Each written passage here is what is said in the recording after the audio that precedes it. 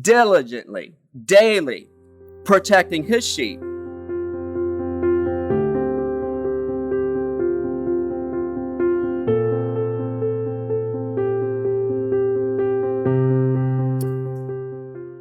The title of it is Giants Are Not What They Appear to Be. And the familiar story that I'm about to tell you comes from the book of 1 Samuel. And I'm going to start with one verse. It's in Samuel 16:7, 1 Samuel. It says, "But the Lord said unto Samuel, Look not on his countenance, or on the height of his stature, because I have refused him. For the Lord seeth not as man seeth.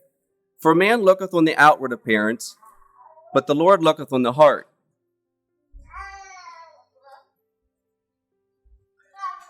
At the heart of ancient Palestine, in the region known as the Shephelah, connecting through a series of ridges and valleys, the Judean Mountains to the east with the wide flat of the Mediterranean plain. It has breathtaking beauty, home to vineyards, wheat fields, and forests of sycamore trees. It also has great strategic importance.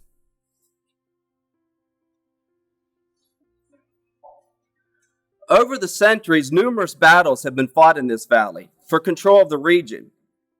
Whoever controls these valleys have clear trade routes to Hebron, Bethlehem, and Jerusalem.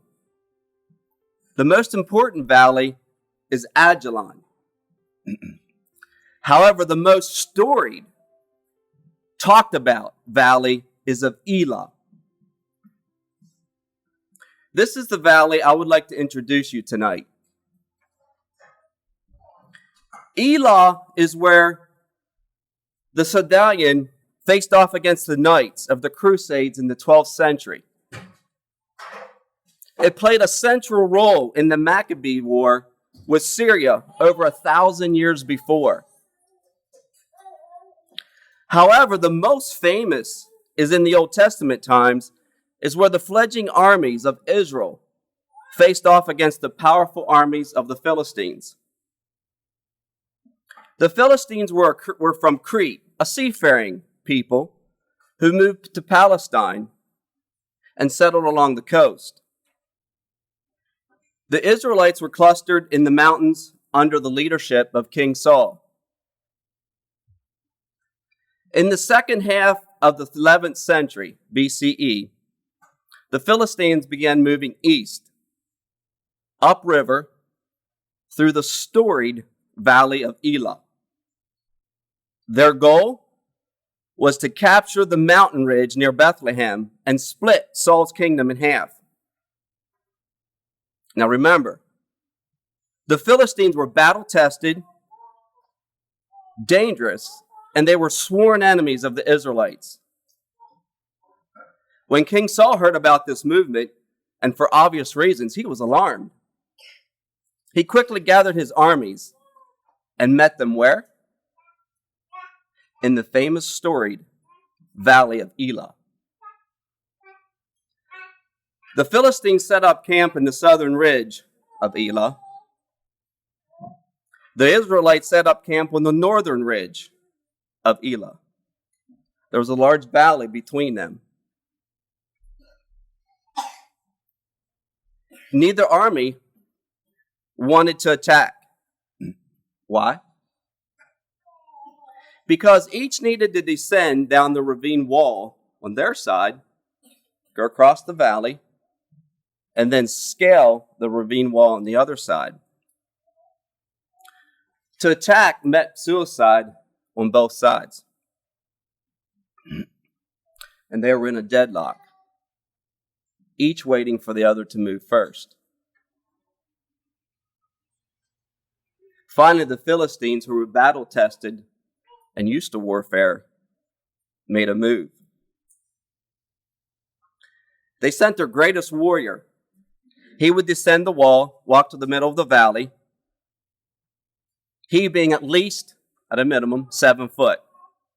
Let you take up that argument later. Armed with a bronze helmet, a full body armor, he carried a javelin, a spear, a sword, and an attendant went ahead, carrying a large shield. He would stand each day and shout to the ranks of Israel, "Choose a man for yourselves, and let him come down to me. If he is able to fight me and kill me, then we will be your servants. But if I prevail against him and kill him, then you shall be our servants and serve us." Something no Israelite wanted to do. In the Israelite camp, no one moved. Who could prevail against a terrifying opponent? Then a shepherd boy showed up from Bethlehem, stepped forward and volunteered for the job. Saul immediately objected, and rightly so. You can't go against the Philistine and do battle with a battle-hardened and experienced man, 7 foot minimum from his youth. Saul knew it was suicide.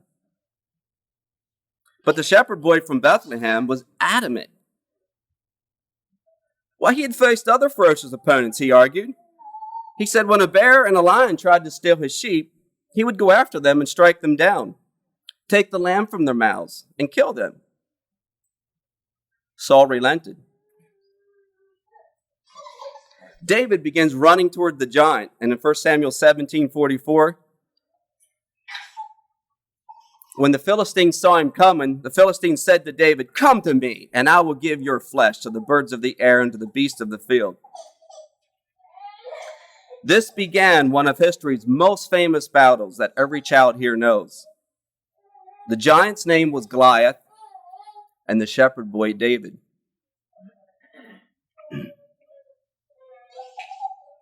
David and Goliath, I believe, is a beautiful story about how ordinary people should confront powerful giants.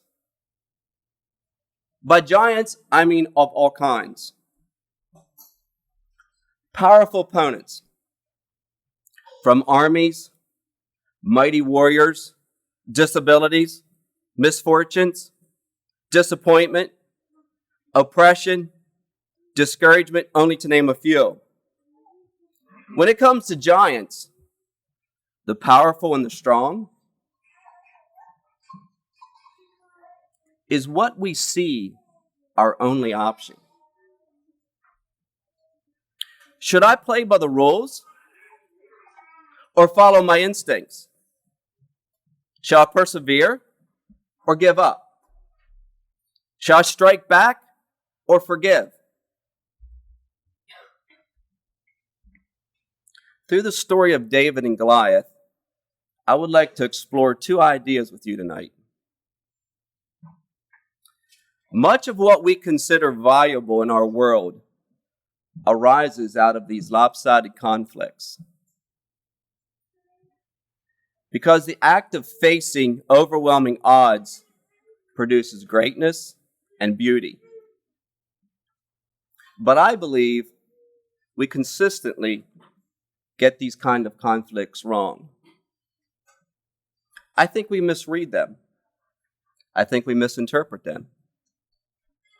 Giants are not what we think they are.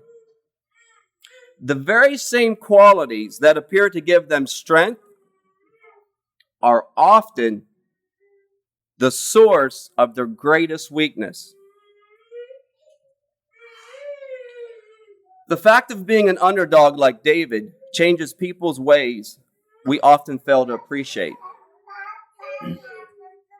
It can open doors, create opportunities, educate, and enlighten, making possible what might otherwise seem impossible or unthinkable.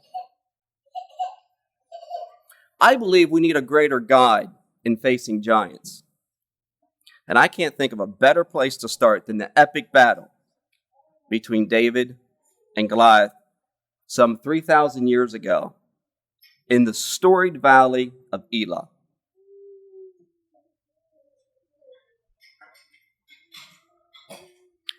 When Goliath shouted out to the Israelites, he was thinking single combat. Single combat was common practice in the ancient world in order to prevent endless bloodshed. For example, in the first century, the historian BCE writer, and this is a mouthful, Quintus Claudius Quadruplus, I'll say it once, tells us of a battle. A Gaul warrior mocking his Roman opponent, rousing the indignation of Titus Manlius, one of the highest birth, not willing to have his Roman valor shamefully tarnished by a Gaul. Titus challenged the Gaul to a duel. Armed with legendary shield and Spanish sword, the fight took place over the bridge of the Anal River in the presence of both armies. The Gaul, who was far more experienced, better trained. Titus, the Roman, relied on courage rather than skill.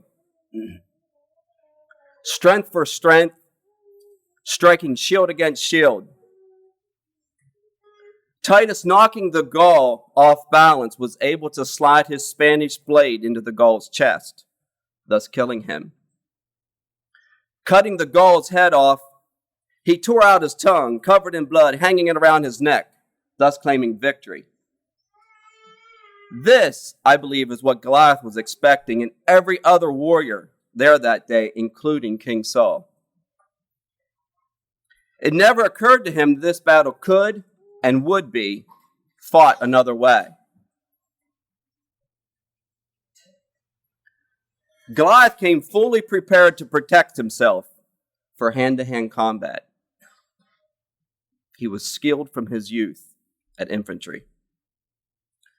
Armed with an elaborate tunic made with hundreds of fish-like bronze scales, covering his arms, reaching down to his knees, estimated to weigh over 100 pounds.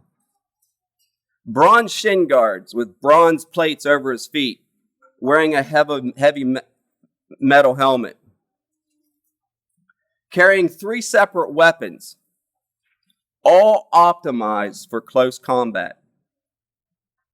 He carried a thrusting bronze javelin capable of penetrating armor and shield, a sword on his hip, and his primary weapon he carried was a special kind of short-range spear, heavy spear with like a thick metal shaft.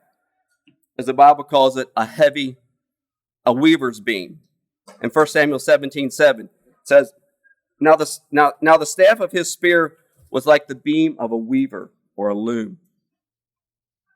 And his iron spearhead weighed 600 shekels. And it had a cord attached to it, if you look it up, to some elaborate set of weights, allowing when it was whipped with a strong arm, it released with extraordinary force and accuracy when swung by a strong arm as Goliath. As the historian Moshe Garsel writes, to the Israelites, I quote, this extraordinary spear, with its heavy shaft plus long and heavy blade, iron blade, when hurled by Goliath's powerful arm, seemed capable of piercing any bronze shield and armor together. Can you see now why the Israelites would be afraid to fight Goliath? Then David appears. Saul tries to give him his own armor just to give him a fighting chance. David refuses. He says, I can't even walk in these. I'm unused to them. Instead, he reaches down and picks up 5 smooth stones, putting them in his shoulder bag, and runs towards Goliath carrying a shepherd's staff. When Goliath sees him coming, I think he's genuinely insulted. He was expected to do battle with a seasoned warrior, a single combat. Instead, he sees a shepherd boy, one of lowliest birth, carrying a shepherd's staff just to irritate him. 1 Samuel 17:43, it says, And the Philistines said to David, Am I a dog that you come to me with sticks? What happens next is legendary. David pulls out a sling, puts one of his stones in it, fires it at Goliath's only exposed spot on his forehead, dropping him in his very footprints. Running forward, grabs a giant sword and cuts off his head. The Philistines see their warrior dead. The biblical account reads, and they fled. The battle is miraculously won by what I call an underdog, who by all accounts should not have won it all that day. This is the way we have told one another the story over many centuries. It is the phrase, David and Goliath. It has become embedded into our language as a metaphor for impossible victory. The problem with that version of events is that most of our perceptions and understanding is simply inaccurate, or maybe just wrong. I would like to propose to you another way.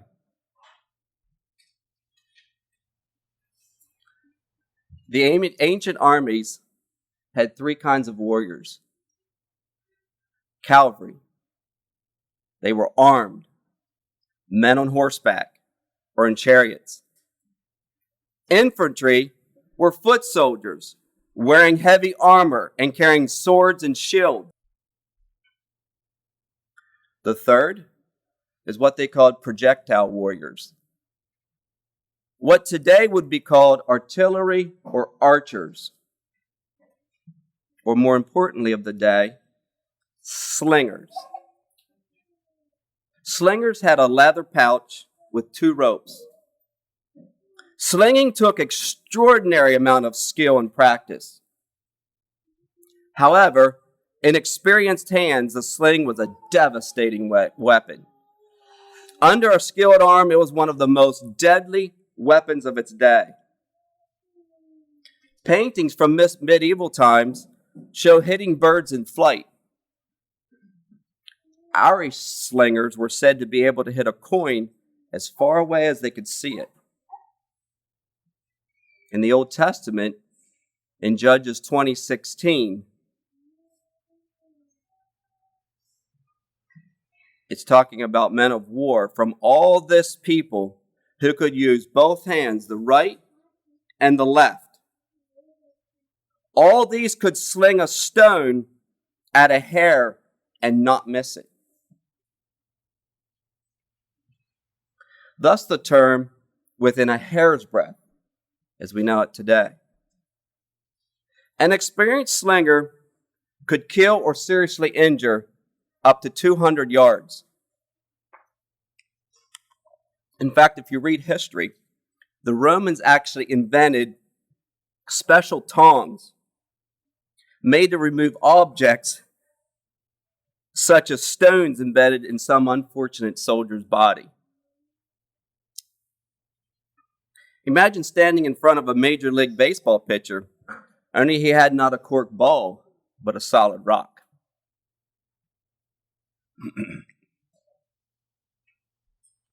The historian Barak Halpern argues the 3 kinds of warriors balanced each other in war. With their long pikes and armor, infantry could stand against cavalry. Cavalry could, in turn, defeat projectile warriors because the horses moved too quickly for artillery to take proper aim. And projectile warriors were deadly against infantry. A big lumbering soldier was a sitting duck for a slinger who was launching stones from 100 yards away. I believe Goliath was heavy infantry. When Goliath says, "Come to me, that I may feed you to the beasts of the fields," Goliath is thinking of the way Titus fought the Gaul. The key words are "come to me." Come right up to me. He needs David to come to him for single combat. When Saul offers David his armor, he assumes single combat. That's how duels were taken care of in battles in that day. However, David had no plans of playing by the rules. David had no intentions of honoring the rituals of single hand-to-hand combat. When David tells Saul that he killed wild animals, he's telling Saul much more than just his courage. He's telling Saul that he's planning to fight Goliath with the very same method as he fought the wild animals. A slinger, a projectile warrior. He runs towards Goliath. Without armor, he has speed and maneuverability, putting a smooth rock in his sling as he runs, whipping it around and around at 6 to 7 revolutions per second, aiming the projectile at the giant's only vulnerable spot, his forehead. It's actually a pretty big spot to hit compared to hair.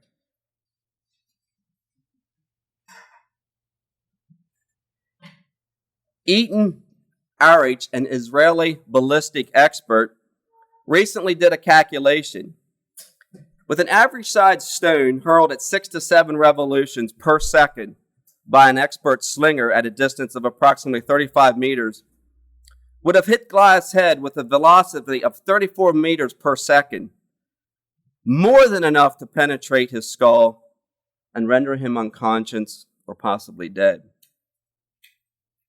With that calculation, Hertz writes that David could have slung and hit Goliath in a little more than a second, a time so brief that Goliath would have had no time to protect himself.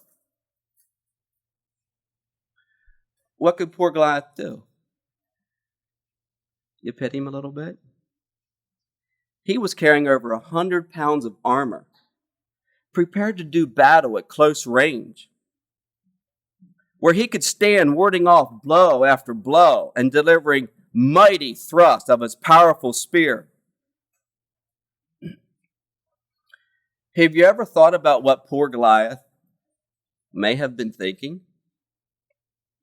First, he looked at David with scorn, then probably surprise, and then what could have only been complete horror as it began to register to him that he was up against a deadly slinger, running at him. In 1 Samuel 17:45, it says, "Then said David to the Philistine, Thou comest to me with a sword and a spear and with a shield, but I come to thee in the name of the Lord of hosts, the God of the armies of Israel, whom thou hast defied.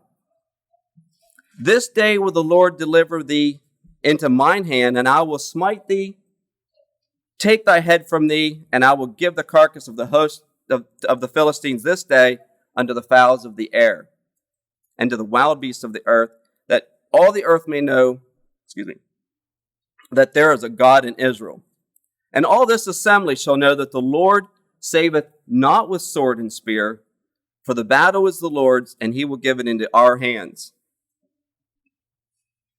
Did you notice that David mentions Goliath's sword and spear 2 times? I actually think it's his way of emphasizing how profoundly different his intentions were. As David was running across the valley floor that day, reaching into a shepherd's bag for a stone and put it in a sling and starts to swing, I personally don't think at that point anyone watching from either side had any doubts about David's possibility to victory. David was a slinger, and slingers beat infantry, hands down. Another historian writes, Goliath had as much chance against David as any Bronze Age warrior with a sword would have against an opponent armed with a .45 automatic pistol.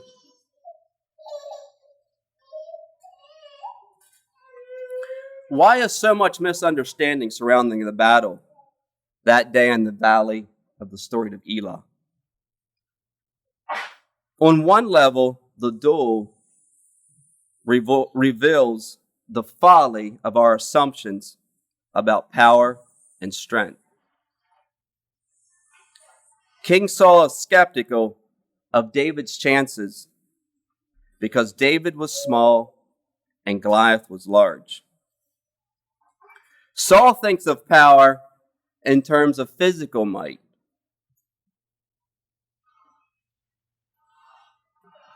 Saul does not appreciate that power comes from other forms as well, like David did in breaking the rules of single combat. I would say that is one of David's secret of his success throughout his entire life. In fact, I would argue that Saul made this mistake most of his life as king, and he's not alone in making this mistake. Proverbs 13:7. There are those with nothing who make themselves rich, and there are those, though very rich, who humble themselves. For some reason, I believe this is a very difficult lesson to learn. When we see giants in our life, why do we automatically assume the battle is his for the winning? What does it take to be that person who doesn't accept conventional order of things as a given and be like David?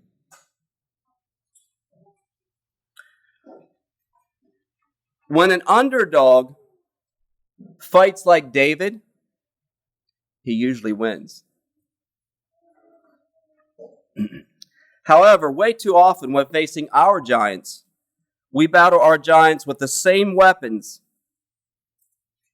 that the giants have. And we wonder why we lose so many times. If we choose to fight our giants toe to toe, weapon with weapon, single combat with single combat, we will lose every time. Because they are giants, remember that. And they are greater and stronger than us. So tonight I would like to suggest to you one of the primary reasons of David's success is not that God performed some supernatural miracle of just an accidental underdog beating the impossible battle with Goliath, but rather that David was practicing his skill as a slinger, learning the art of a slinger many years as a shepherd boy, diligently, daily protecting his sheep. Do you ever think about the fact that until this story was written, nobody knew about the lion that he killed, and nobody knew about the bear that he killed? However, the whole nation saw the great victory that David had that day. And I believe it was because of his willingness to be obedient and practice when no one was looking. Refining the art of obedience, refining his skills.